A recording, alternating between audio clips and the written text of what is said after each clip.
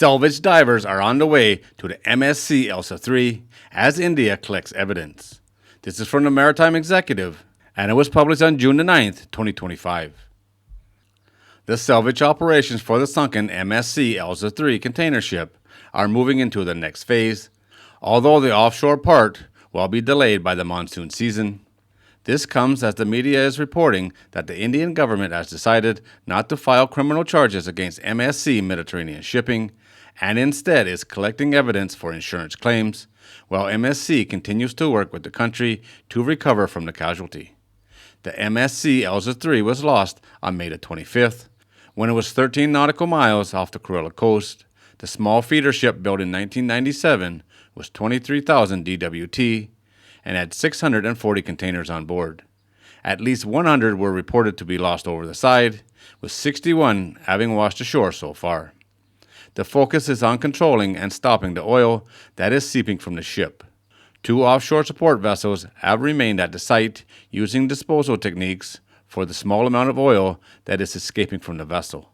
So far, the Indian authorities insist the oil has not reached the coastline, but fishing in the area remains restricted. Reports indicate there are more than 80 tons of diesel and over 360 tons of heavy fuel on board. An Indian Coast Guard pollution response vessel also remains on the site.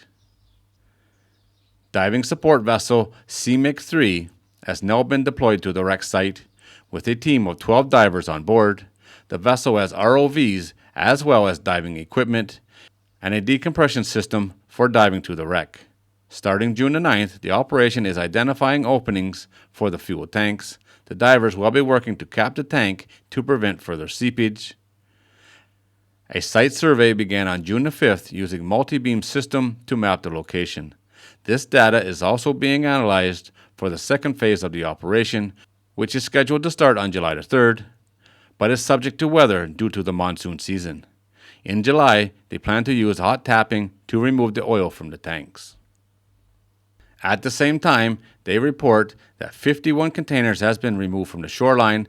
Another 10 are currently being salvaged, including some that are partially submerged. The authorities report that none of the 61 containers that came ashore contain hazardous substances.